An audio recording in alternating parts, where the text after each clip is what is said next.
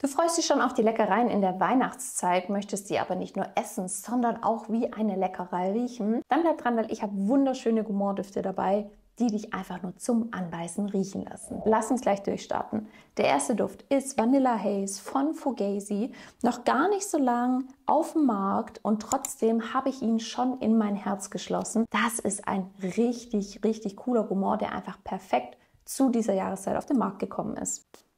Oh, erstes Riechen, für mich Kokos in der Nase, eine schöne Kokosmilch, das heißt nicht eine erfrischende Kokosnote, sondern wirklich schön milchig, cremig und dann wunderschöne nussige Noten aus Mandel und Haselnuss und eine leicht erfrischende Mandarine im Hintergrund, was wirklich ein sehr, sehr spannendes Opening ist, wie ich finde. Was schnell reinkommt neben dem Nussigen ist Tonkabohne, Vanille, die eine tiefere, eine etwas dunklere Süße nochmal mit reingibt. Und was wirklich besonders an dem Duft ist, dass im Verlauf Karamell reinkommt. Da ist was Ambriertes mit drin, da ist was Karamellisiertes mit drin, was den Duft so schön zum Riechen macht, wirklich. Für mich ein Duft, der eher in eine feminine Richtung geht, der wirklich super angenehm ist von der Sillage her, nicht zu krass und eine richtig, richtig gute Haltbarkeit hat. Ich würde den im Alltag tragen, ich würde den aber auch zum Ausgehen tragen. Finde den nicht zu aufdringlich, finde den wirklich sehr angenehm zu riechen für so einen Gourmand-Duft, weil manchmal schaltet es einem da ja auch die Lichter aus. Nicht bei dem Vanilla Haze, der ist schön cremig, der legt sich schön auf die Haut. Das ist so ein Wohlfühlduft und ich finde, der passt perfekt in die kalte Jahreszeit. Wir gehen in eine etwas andere Richtung mit dem Halva Kiss von Ojar. Ihr wisst, ich bin ein kleiner Ojar-Fan. Halva Kiss, ein wunderschöner Gourmand-Duft, der eben an eine orientalische Süßigkeit erinnert, der deswegen eben in eine orientalische Richtung geht. Aber ich möchte ja auch, dass für jeden von euch was mit dabei ist. Deswegen klappern wir mal so unterschiedliche Gourmand-Richtungen ab.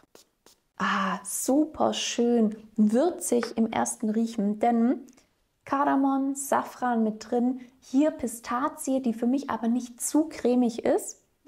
Und dann kommt ganz, ganz schnell eine Süße aus dem Honig in Kombination mit Datteln. Wir haben hier so eine leicht zähe Süße, für mich wie so eine zähe Masse. Erinnert eben an das Gebäck. Dann kommt eine schöne Rose mit rein und eben leicht geröstete Nussaromen. Ah, das ist wirklich super schön. Wenn ich es beschreiben müsste, wäre der Vanilla Haze für mich so eine cremige, milchige Zusammensetzung. Der Halva Kiss dagegen eher halt so ein bisschen zäher, noch ein bisschen süßer, weil es einfach auch eine andere Süße ist mit dem Honig. Ich bin ja absoluter Honig-Fan. Ich liebe es, Honig zu essen auch.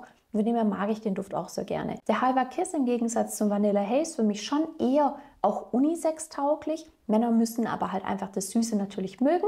Klar, ist bei Gourmands immer vorausgesetzt tatsächlich. Außer man hat vielleicht alkoholische Noten nochmal mit drin, dann ist es schon eher auch, dass es für Männer zu tragen ist. Hier Halva Kiss, ein Duft, mit dem du super ausgehen kannst. Mit dem wirst du auffallen. Sillage top, Haltbarkeit auch richtig gut.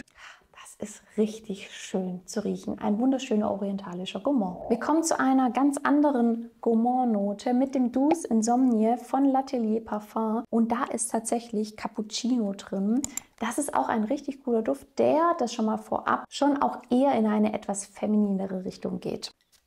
Oh, der startet richtig, richtig blumig. Wir haben hier nämlich Orangenblüte mit drin. Dieses schön leicht runde, süße kommt da mit rein und Heliotrop, Jasmin, das heißt, wir haben wirklich Weißblütler mit drin, deswegen auch eher feminin, würde ich jetzt mal sagen, mit aber eben diesem besonderen Twist, dass da so eine leicht milchige Kaffeenote mit reinkommt. Mehr milchig als Kaffee, würde ich jetzt mal sagen. Das heißt, wir bekommen auch hier so eine schöne, weiße, fluffige Konsistenz in diesem Duft. Wenn ihr den Duft aufsprüht, dann gebt ihm kurz Zeit, sich zu entwickeln. Denn am Anfang ist wirklich diese süße, blumige Note ganz arg im Fokus und man könnte meinen, boah, da kommt ja gar nichts mit dem Kaffee raus. Gebt dem Duft ein bisschen Zeit, denn diese Kaffeenote kommt auf jeden Fall mit raus und mischt sich damit rein. Und im Verlauf haben wir Hölzer und Vanille. Auch daher kommt natürlich gerade aus der Vanille nochmal so eine vollmundige Süße. Am Anfang denkt man, der Duft ist übertrieben von der Sillage her, das schwächt aber relativ schnell ab. Für mich persönlich könnte Kaffee noch mehr rauskommen. Ich liebe Kaffee, ich liebe den Geruch von Kaffee. Der kommt hier eben ein bisschen zart raus, aber für alle Frauen vor allem, die eben blumige, süße Düfte mit so einem gewissen Etwas, mit so einem leicht gourmandigen Einschlag möchten, könnte vielleicht der Douce Insomnie genau das Richtige sein. Haltbarkeit ist im Mittelfeld, ist jetzt nicht überdurchschnittlich, aber da muss man halt einfach nochmal nachsprühen. Ich würde ihn überall hintragen, sehe da gar keine Einschränkungen. Dadurch, dass eben die Sillage auch eher in dem Mittelfeld ist, kann man den perfekt in der Freizeit, im Büro, zum Weggehen, also ein absoluter Allrounder für die kältere Jahreszeit. Milchig ist wohl das richtige Stichwort für den nächsten Duft, und zwar ist es der Milk von Commodity. Wenn das schon im Duftnamen drin ist, ja, wie soll es denn dann anderes sein? Auch ein toller Duft, der jetzt lange im Schrank bleiben musste, der aber perfekt für Herbst und Winter geeignet ist. Ich habe ihn jetzt gerade auf dem Duftstreifen aufgetragen. Ich mache mal parallel bei mir was auf die Haut, denn der Duft entwickelt sich auf der Haut wirklich ganz, ganz schön. Ich schätze mal, dass das auf dem Duftstreifen nicht ganz so nachzuvollziehen ist, aber ich probiere es nochmal. Ja, das ist kein Vergleich. Also bei dem Duft solltest du den Milk von Commodity ausprobieren. Dann sprüh ihn auf die Haut. Also probieren auf keinen Fall auf einem Duftstreifen drauf. Dieser Duftstreifen wird diesem Duft einfach nicht gerecht.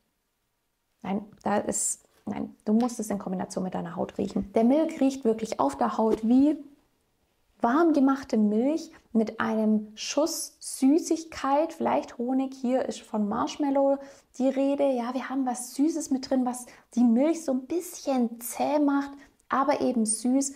Auch unterlegt natürlich mit Tonkabohne, die da ihren Teil dazu beiträgt. Das heißt, es ist für mich ein heller Duft, der aber auf der Haut wirklich richtig, richtig gut hält.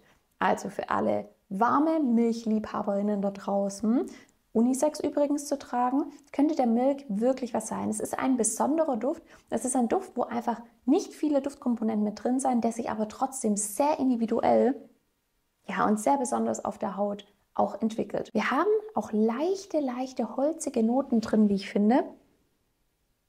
Ah, schön. Das ist auch für mich so ein Kuschel-Wohlfühlduft, passt perfekt in den Winter, hat so ein bisschen Wintermilch-Vibes, wie ich finde. Ein schön weißer, heller Duft, auch absolut alltagstauglich. Und auch hier, die Haltbarkeit von dem Milk ist wirklich gut. Also da passiert im Verlauf vielleicht nicht mehr ganz so viel. Mag sein, aber der ist echt schön lang wahrnehmbar, ohne dass er zu aufdringlich ist. Cremig oder milchig ist ein gutes Stichwort, denn ich habe von Obvious nochmal den Une Pistache mit dabei. Ich habe ja da letzt zu der Marke schon mal ein Review gemacht. Verlinke ich dir gleich mal, wenn dich die anderen Düfte von der Marke auch interessieren. Ich fand den Une Pistache da schon richtig gut und habe ihn tatsächlich dort in dem Video das erste Mal gerochen. Ich bin ein kleiner Pistazien-Fan, insofern rennt er bei mir alle Türen auf. Ah, ist schön. Leicht würzig, ein heller, ein frischer Duft im ersten Riechen. Witzig finde ich, dass da Karotte mit drin sein soll. Vielleicht gibt das auch dieses frische, dieses leicht wässrige nochmal mit rein, in Kombination mit eben was leicht Süßem. Zumindest stelle ich mir so Karotte vor. Aber wir haben hier auch liebliche Blüten mit drin, die natürlich wirklich was Süßes, eben Liebliches mit reingeben. Und dann aber im Verlauf, dann kommt Pistazienmilch. Das heißt, der wird cremiger, der wird runder. Oh, und Pistazie ist so schön rauszuriechen. Ich bin die Erste, die sich auf Pistazien stürzt, wenn die irgendwo zum Knabbern auf dem Tisch stehen. Ich liebe Pistazieneis, also ich kann mich da reinlegen. Ich finde das so schön. Und was an dem Duft wirklich das Besondere ist, ist, dass auch eine leichte Weihrauchnote mit reinkommt. Das heißt, wir haben hier den Kontrast zwischen diesem lieblichen und aber zwischen diesem rauchigen, schon so ein bisschen herben, was aber nicht zu extrem wird. Also der bleibt süß, gourmandig, aber eben mit einem leicht würzigen Einschlag. Der Une Pistache für mich auch jetzt nicht der klassische Weihnachtsgourmand, ein Duft, den man eigentlich das ganze Jahr übertragen kann. Der hat jetzt nicht so diese weihnachtlichen Noten. Im Gegenteil, dadurch, dass er eben am Anfang so ein bisschen frisch ist, aber im Verlauf definitiv cremig wird, ist er wirklich so fast ganzjährig eigentlich tragbar und ehrlicherweise auch zu jedem Anlass. Also ist auch so ein Immergeher, der vielleicht auch eine leicht feminine Tendenz hat, weil wir einfach diese Blüten mit drin haben. Ja, ein perfekter Unisex-Duft ist hingegen der letzte, den ich dabei habe, und zwar ist es der 1270 von Frappin. Auch hier, ich hatte ein Review zu dieser Marke gemacht, verlinke ich dir ebenfalls. wo ich mich Hals über Kopf in diesen Duft verliebt habe. Das ist so ein leckerer, geiler Gourmand-Duft. Was anderes kann ich dazu nicht sagen, wirklich. Der jetzt auch perfekt in die kalte Jahreszeit passt und eben Unisex auf jeden Fall zu tragen ist. Also wenn hier jetzt Männer zuschauen, die sagen, na Lisa, du hast mir heute zu viele eher weibliche Düfte mit dabei, sorry dafür, aber der Duft von Frappin ist auf jeden Fall richtig gut Unisex. Und kleiner Spoiler, ich werde euch auf jeden Fall auch ein Video zu Kirschdüften machen. Und da, liebe Männer, sind auf jeden Fall auch Düfte mit dabei, die ihr sehr, sehr gut tragen könnt, weil da kommt auch so ein bisschen Alkohol ins Spiel. Aber jetzt lasst uns mal den 1270 gemeinsam anschauen. Das startet so schön süß und lasst euch das auf der Zunge zergehen. Backpflaume, kandierte Bitterorangenschale, Haselnuss, Rosine, Kakao, Tonkabohne und Kaffee. Das ist so schön süß, leicht fruchtig auf jeden Fall am Anfang und eben so ein bisschen kandiert. Also ich finde auch tatsächlich, dass man so was Orangenartiges eben rausriecht, ohne dass es eben zu frisch wird, weil wir haben halt überall so ein bisschen Zucker mit dabei, also Pflaume, super süß. Die kandierte Orange gibt auch eher Süße mit rein, aber eben auch einen leicht fruchtigen, leicht frischen Touch. Ah, das ist so schön. Wir haben hier einen nussigen, leicht likörigen Duft, gespickt mit Süße, zum Beispiel auch eben aus den Rosinen. Das heißt, da spielt sich wirklich sehr, sehr viel ab. Deswegen auch der perfekte Duft, eben auch für Männer. Ich finde einen Duft, der sich wirklich gut durchsetzen kann, der eine richtig gute Haltbarkeit hat und der auch top zum Ausgehen funktioniert. Ein Duft, der ja auf jeden Fall in die kälteren Jahreszeiten wie Herbst und Winter super reinpasst. Ich finde, es ist wirklich ein Erlebnis, diesen Duft aufzusprühen und den zu erleben, wenn du eben so einen eher etwas dunkleren, würzigeren, leicht alkoholisierten Duft bevorzugst, dann probier auf jeden Fall den 1270 aus. Wenn du jetzt sagst, hey, Lisa, da ist einer dabei, der haut mich richtig um, dann kannst du natürlich einen von diesen Düften in 8 ml, also in so einer Größe, gewinnen. Dafür einfach den Channel abonnieren, das Video liken und ab in die Kommentare, welche von diesen Düften du gewinnen möchtest. Und mit ein bisschen Glück ist er auch schon bald bei dir zu Hause. Ich freue mich, wenn du beim nächsten Video wieder mit dabei bist und lass mich gerne mal wissen, was du so von Gourmand-Düften hältst. Bis dahin, ciao, ciao!